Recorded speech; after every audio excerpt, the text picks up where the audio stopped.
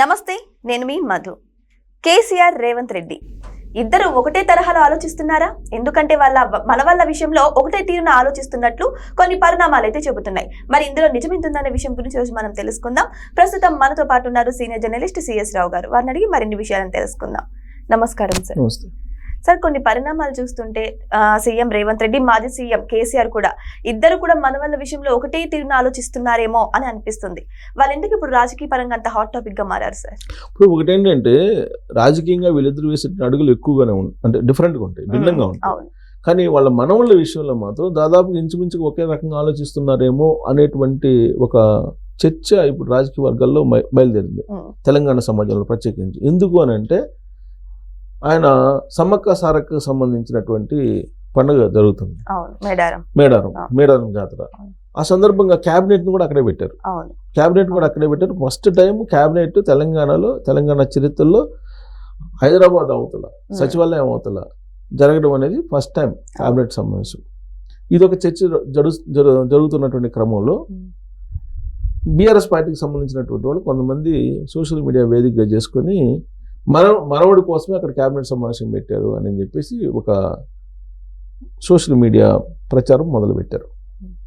ఎందుకు మనవడి కోసం అని అంటే, ఇప్పుడు అక్కడ మేడారం జాతర సందర్భంగా ఫ్యామిలీ మొత్తం వెళ్ళారు అక్కడికి. అక్కడ మేడారం జాతరలో ఈ మనవడిని పక్కన కూర్చోబెట్టుకొని అక్కడ ఆ కార్యక్రమాలని చేశారు. జనరల్గా అక్కడ చేసేవన్నీ ఉంటాయి కదా కార్యక్రమాలు. ఎలాగో అక్కడికి వెళ్ళారు కాబట్టి అక్కడ ఫ్యామిలీతో వెళ్ళారు, కలిసి ఫ్యామిలీతోటి ఆ మేడారం జాతరను జరుపుకున్నారు, పూజలు అయితే చేయించుకున్నారు. యాక్చువల్గా దాంట్లో తప్పు పట్టాల్సిన పెద్దగా అదేం లేదు. కానీ బీఆర్ఎస్ పార్టీ వాళ్ళు మాత్రం తన మనవడికి అక్కడ పూజలు చేయించుకోవడం కోసం క్యాబినెట్ని అక్కడ పెట్టారు అనేటువంటి ప్రచారం మొదలు పెట్టారు. అంటే తెలియని విధంగా రాజకీయాల్లోకి రేవంత్ రెడ్డి గారు మనవడిని తీసుకొచ్చేసారు.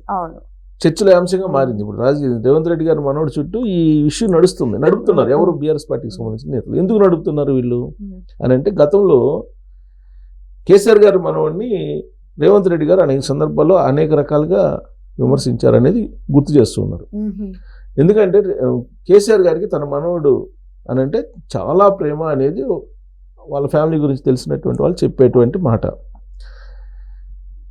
ఒక ఇంటర్వ్యూలో ఏం చెప్పారంటే, కేసీఆర్ గారు, మీకు కేటీఆర్ గారు అంటే ఇష్టమా లేకపోతే కవిత గారు అంటే ఇష్టమా అని అంటే, నాకు బిడ్డ అంటే సహజంగా ఎవరికైనా తండ్రులకు ఉంటుంది కదా అని చెప్పి కవిత గారి మీద ప్రేమని ఆయన వ్యక్తం చేశారు. అంటే వీళ్ళిద్దరికంటే కూడా కేటీఆర్ గారి కుమారుడు ఉన్నాడు, హిమాంష్ అతని పేరు. అతనంటే ఇంకా ప్రేమ అని ఇది ఈ మధ్యకాలంలో వస్తున్నటువంటి సోషల్ మీడియా న్యూస్ని బట్టి బాగా అర్థమవుతుంది. ఎందుకంటే హిమాంష్ చాలా చిన్నప్పుడే, ఇప్పుడంటే అతను ఏదో గ్రాడ్యుయేషన్కి వెళ్ళాడు, యుఎస్ వెళ్ళాడు, పెద్దోడు అయిపోయాడు, ఇప్పుడు ఓకే. అతను ఇంకా స్కూల్ డేస్లోనే ఉన్నప్పుడే కేసీఆర్ గారు 2014లో ముఖ్యమంత్రి అయ్యారు, 2023 వరకు ముఖ్యమంత్రిగా ఉన్నారు. ఈ మధ్యకాలంలో జరిగినటువంటి కొన్ని సంఘటనలు ఏవైతే ఉన్నాయో వాటిని రాజకీయ కోణం నుంచి రేవంత్ రెడ్డి గారు అనేక సందర్భాల్లో అప్పట్లో ప్రస్తావించారు. అనేక మంది కాంగ్రెస్ పార్టీ లీడర్లు కూడా ప్రస్తావించారు. ఏంటంటే దాంట్లో ప్రధానంగా చెప్పుకోవాల్సింది భద్రాద్రి టెంపుల్ ఉంది. భద్రాద్రి టెంపుల్కి సంబంధించి శ్రీరామనవమి సందర్భంగా ముత్యాల తలంబ్రాలు తీసుకెళ్తుంటారు. అది ఎవరు తీసుకెళ్ళాలి? ముఖ్యమంత్రి హోదాలో ఎవరు ఉంటే వాళ్ళు తీసుకెళ్ళాలి. కానీ కేసీఆర్ గారు తన మనవడి చేత ముత్యాల తలంబ్రాలని అందజేసిన సందర్భం ఉంది. అది గుర్తు చేస్తూ అనేక సందర్భాల్లో రేవంత్ రెడ్డి గారు మాట్లాడుతూ ఉంటారు వాళ్ళ మనవడి గురించి. ఇక రెండోది ఏంటంటే, వాళ్ళ మనవడికి సీఎం కుర్చీలో కూర్చోవాలనేటువంటి ఒక ఆశ లేదంటే ఆలోచన ఉండేదట. అందుకని సచివాలయం కట్టిన తర్వాత, కొత్తగా సచివాలయం కడితే ఆ సచివాలయంలో సీఎం సీట్లు తీసుకెళ్లి ఇతన్ని కూర్చోబెట్టారనేది ఇంకోటి. ఈ రెండు కాంగ్రెస్ పార్టీ వాళ్ళు తరచు చెప్తుంటారు. ఇవి కాక ఇంకా చాలా ఇష్యూస్ ఉన్నాయి. అధికారిక కార్యక్రమంలోకి అతను తీసుకురావటం, పరిచయం చేయటం, ఇవన్నీ చాలా చెప్తుంటారు కాంగ్రెస్ పార్టీ వాళ్ళు. అయితే అఫీషియల్గా ఈ రెండు విషయాలని చాలా హైలైట్ చేస్తుంటారు. ఒకనొక సందర్భంలో అతని బాడీ గురించి కూడా మాట్లాడారు, అది బాడీ షేమ్ కూడా చేశారు. సో అప్పుడు చాలా రచ్చయింది పొలిటికల్గా కూడా. ఇళ్లలో వాళ్ళ గురించి ఎందుకు, చిన్నపిల్లల్ని ఎందుకు రాజకీయాలకు తీసుకొస్తారు, ఇవన్నీ కూడా చర్చ జరిగింది. ఆ ఎపిసోడ్ సరే చిన్నపిల్లలు ఎందుకు అని చెప్పి అందరూ ఖండించారు. జర్నలిస్టులుగా మేము కూడా ఖండించాం. అసలు చిన్నపిల్లలతో బాడీ షేమింగ్ ఏంటి అని. సరే ఇప్పుడు మరి అలా అప్పుడు బాధపడినటువంటి వాళ్ళు కాంగ్రెస్ పార్టీ వాళ్ళు విమర్శలు చేస్తే బీఆర్ఎస్ పార్టీ వాళ్ళు అప్పుడు బాధపడ్డారు. కేసీఆర్ గారు ఆయన కూడా ప్రెస్ మీట్లో ఒక సందర్భంలో బాధపడ్డారు. మరి వాళ్ళు ఇప్పుడు రేవంత్ రెడ్డి గారు మనవడిని ఫోకస్ చేసి రేవంత్ రెడ్డి గారు మనవడి కోసమే క్యాబినెట్ అక్కడ పెట్టారు. రేవంత్ రెడ్డి గారు మేడారం జాతరని వాళ్ళ మనవడితోటి స్టార్ట్ చేస్తున్నారు పూజలతోటి అని చెప్పి సోషల్ మీడియాలో ఇవాళ మీరు అబ్జర్వ్ చేస్తే కనుక బీఆర్ఎస్ పార్టీ హ్యాండిల్స్లో మొత్తం ఇదే ఉంటుంది. మరి ఇప్పుడు వాళ్ళకి వీళ్ళకి తేడా ఏముంటుంది సార్? అదే నేను చెప్పేది, అదే ప్రతిపక్షంలో ఉన్నప్పుడు ఒక రకంగా, అధికార పక్షంలో ఉన్నప్పుడు ఇంకొక రకంగా వ్యవహరిస్తూ ఉంటే, ఇప్పుడు ఆ రోజున రేవంత్ రెడ్డి గారు లేదంటే కాంగ్రెస్ పార్టీ వాళ్ళు కేసీఆర్ గారు మనవడి గురించి అని అంటే, మరి ఇవాళ ఇప్పుడు అసలు ఈ చిన్నపిల్లాడు నాకు తెలిసి ఊహకోడు వచ్చి ఉంటుందో లేదు రేవంత్ రెడ్డి గారు మనవాడికి. కాబట్టి వీళ్ళిద్దరికీ మనవాళ్ళ మీద ఇప్పుడు అమితమైనటువంటి ప్రేమ ఉందని చెప్పి ఈ రెండు సంఘటనలను బట్టి మనకు అర్థమవుతుంది. ఆ రోజు జరిగినటువంటి సంఘటనలు కేసీఆర్ గారు ముఖ్యమంత్రిగా ఉన్నప్పుడు, తర్వాత ఇప్పుడు రేవంత్ రెడ్డి గారు ఉన్నప్పుడు జరిగినటువంటి సంఘటనలు కనుక మనం అబ్జర్వ్ చేస్తే, వీళ్ళకి అధికారం వచ్చిన తర్వాత ఈ అధికారం దాంట్లో వాళ్ళ ఇష్టాయిష్టాలని చూపించుకోవడం అనేది మనకు కనిపిస్తుంది. అది కరెక్ట్ కాదు. యాక్చువల్గా మీ అధికారిక కార్యక్రమాలు అంటే అధికారిక కార్యక్రమాలు చూసుకోవాలి, కుటుంబ సంబంధించినటువంటి చూసుకోవాలంటే కుటుంబ సంబంధం చూసుకోవాలి. కానీ ఇక్కడ రెండింటిని మిక్స్ చేసినటువంటి సందర్భంగా ఇది మనం ప్రస్తావించుకోవాల్సి వస్తుంది. వాస్తవంగా ప్రస్తావించుకోవాల్సిన అంశం కాదు, కానీ సున్నితమైన అంశం. ఇది రాజకీయాల్లో సున్నితమైన అంశం. ఇవాళ రేవంత్ రెడ్డి గారిని ఎందుకు ఇలా విమర్శిస్తున్నారు?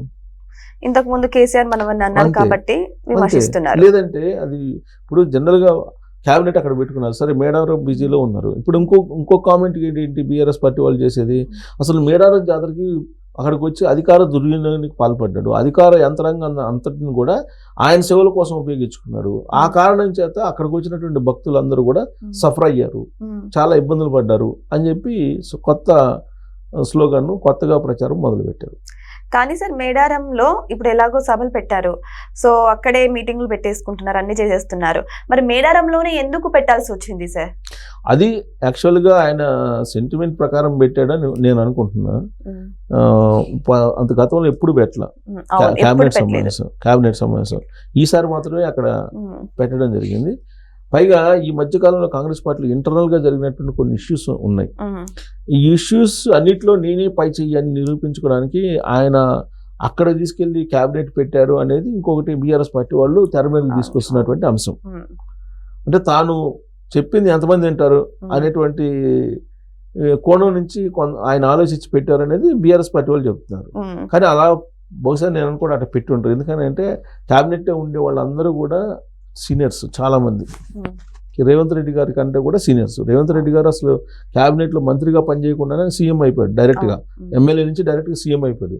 ఆ క్వశ్చన్ అడిగినప్పుడు ఒక ఇంటర్వ్యూలో ఏముంది సీఎం అయితే ముఠా మేస్త్రే కదా అన్నాడు.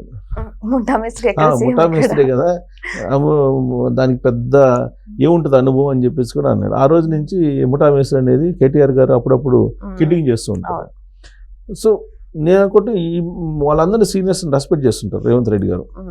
సో ఆ కోణం నుంచి ఆలోచించి అక్కడ పెట్టుంటారని నేను అనుకోను. కానీ ఎలాగో మేడారంలో బిజీగా ఉంటారు కాబట్టి ఆ మేడారంలో అక్కడికి సీఎం వెళ్తే కనుక, మేడారం అనేది అధికారిక ఉత్సవం అది తెలంగాణకి.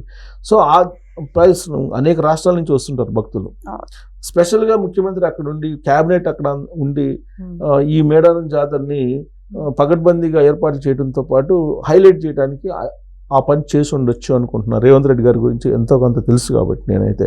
అంతే తప్ప మిగతా మినిస్టర్స్ మీద పై చేయి సాధించడానికో, లేదంటే వాళ్ళ మనవడిని హైలైట్ చేయడానికో, వాళ్ళ మనవడికి పూజలు చేయించుకోవడానికో అక్కడ క్యాబినెట్ పెట్టారు అనే ప్రచారం ఏదైతే ఉందో అది కేవలం ఆయన మీద ఉండేటువంటి ఒక ద్వేషం, లేదంటే దుష్ప్రచారం, లేదంటే రాజకీయంగా ఏదో అతన్ని డ్యామేజ్ చేయాలి వ్యక్తిత్వంగా అనే కోణంలో నుంచి అలా ప్రచారం చేసి ఉంటారేమో. బట్ అలా చేయటం వాళ్ళ మనవడిని తీసుకొని రావడం అనేది తప్పు. అప్పుడు అతన్ని కేసీఆర్ గారు మనవడిని విమర్శించడం కూడా తప్పు. కానీ అఫీషియల్గా ముఖ్యమంత్రి హోదాలో చేయాల్సిన పనులని చేయించారు ఈ మనిషి చేత, అది తప్పు.